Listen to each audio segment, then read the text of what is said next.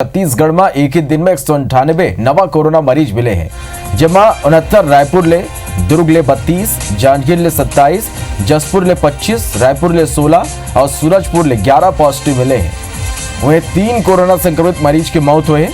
अब तक 61 कोरोना संक्रमित की मौत हो चुके हैं। 265 मरीज काली पूरा तरह से स्वस्थ होकर डिस्चार्ज हुई। अब प्रदेश में एक्टिव मरीज की संख्या की बात करें तो 2503 हो गए हैं। अब तक 7256 मरीज पूरा तरह से ठीक हुए हैं। राज्य में अब तक 9820 कुल संक्रमित हुए हैं।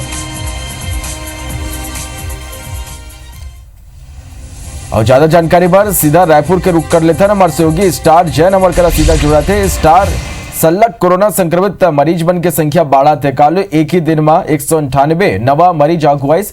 फिर राजधानी रायपुर में अब देख पाते हैं मन की जो संक्रमित मरीज की संख्या है वो थोड़ा कम हुआ है। एक पीछे का कुछ कारण है?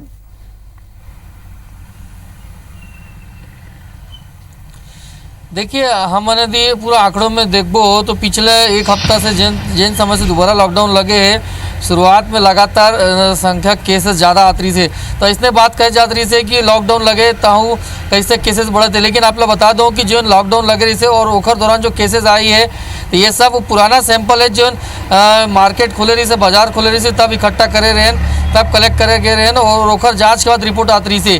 काबर के अभी पिछले 10-12 दिन से लॉकडाउन है और लगातार लोगन मन अपन घर में है और संख्या बाहर निकले वाले के बहुत कम हो गए। एक कारण नवा सैंपल आए में भी धीरे वही से और काबर की लोगन मन अभी घर में निकले हुए।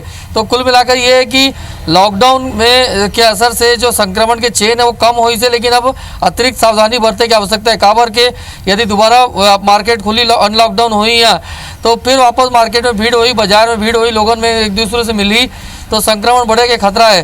तो यही चीज़ का ध्यान रखना है कि जब तक भी दवा नहीं आ जाते है तो जो सरकार के जो गाइडलाइन के नियम है, चाहे केंद्र की बात करो चाहे राज्य की बात करो, सोशल डिस्टेंसिंग मेंटेन करे के साथ ही मास्क पहनने की बात है। तो ये ज़रूरी रूप से अपनाना पड़ी, तभी जाके ये जो लगातार अभी हम देखते रहे पिछले कुछ समय से जो केस बढ़त रही से अब जो कम हुए हैं तो आगू चल के और ये कम हुई हैं। और दूसरा एक बार आप लोग बता दो कि कोरोना के मामले में जहाँ तक अभी तक सिर्फ राज्य के पहली 4 मेडिकल संस्थानों में RT-PCR टेस्ट होत रही से। हाल ही में 3 नवा मेडिकल जो कॉलेज है बिलासपुर, अंबिकापुर और राजनांदगांव, यहाँ भी RT-PCR टेस्ट की अनुमति मिल गई रही से। जहाँ बिलासपुर पहली शुरू हो गई रही से और काली अंबिकापुर से भी टेस्ट की सुविधा शुरू हो गई।